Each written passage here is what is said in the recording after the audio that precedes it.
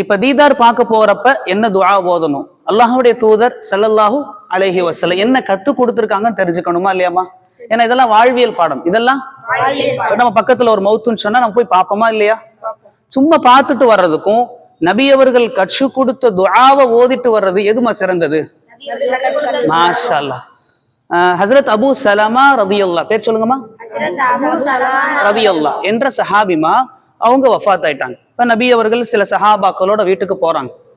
போன சமயத்துல கண்ணெல்லாம் திறந்திருக்கு. ஏன்னா அப்பதான் மௌத் ஆனாங்க. உடனே கண்ணை என்ன செஞ்சாங்க? ஸல்லல்லாஹு அலைஹி வஸல்லம் மூடி விட்டாங்க.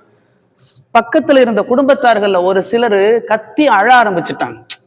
மௌத்தாயிட்டதை நினைச்சு என்ன செஞ்சுட்டாங்கம்மா? சில வார்த்தைகளை விட ஆரம்பிச்சுட்டாங்க. உணர்ச்சி வசத்துல என்ன செஞ்சுட்டாங்கம்மா?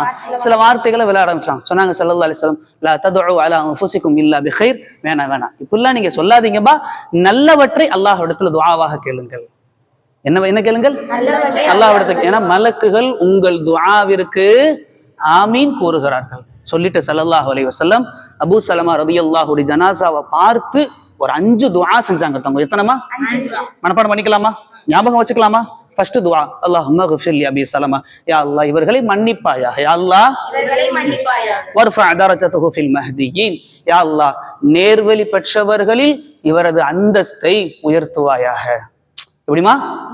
பெற்றவர்களில் அந்தஸ்தை உயர்த்துவாயாக. வஹ்லுஃபுஹு ஃபி அக்பிஹி ஃபில் காபிரின், யா அல்லாஹ் இவருக்கு பிறகு இவரின் குடும்பத்தாருக்கு நீ பொறுப்பாக பாதுகாப்பாக இருப்பாயாக. என்ன செய்வா? இவர்களுக்கு பிறகு குடும்பத்தாருக்கு நீ பொறுப்பெடுத்துக் கொள்வாயாக. வக்ஃபிர் லனா வலஹு யா ரப்பல் ஆலமீன், யா அல்லாஹ் எங்களையும் மன்னிப்பாயாக, இவரையும் மன்னிப்பாயாக. வஃப்ஸஹ் லஹு ஃபீ கப்ரிஹி வனவ்விர் லஹு ஃபீஹி, யா அல்லாஹ் இவரது கபரை விசாலமாக்கி பிரகாசமாக்குவாயாக, பிரகாசமாக்குவாயாக. ஆமீன் என்ற துஆவை ஸல்லல்லாஹு அலைஹி வஸல்லம் அவர்கள் ஒரு சஹாபியின் ஜனாசாவை பார்த்து ஓதுனாங்க. அப்ப இதே மாதிரி நம்மளும் பழகணுமா இல்லையாமா? ஓதலாமா இன்ஷா அல்லாஹ்? இந்த துஆவை ஓதுறது கொண்டு நமக்கும் நன்மை, ஜனாசாவுக்கும் நன்மை. அல்லாஹ் போதும்.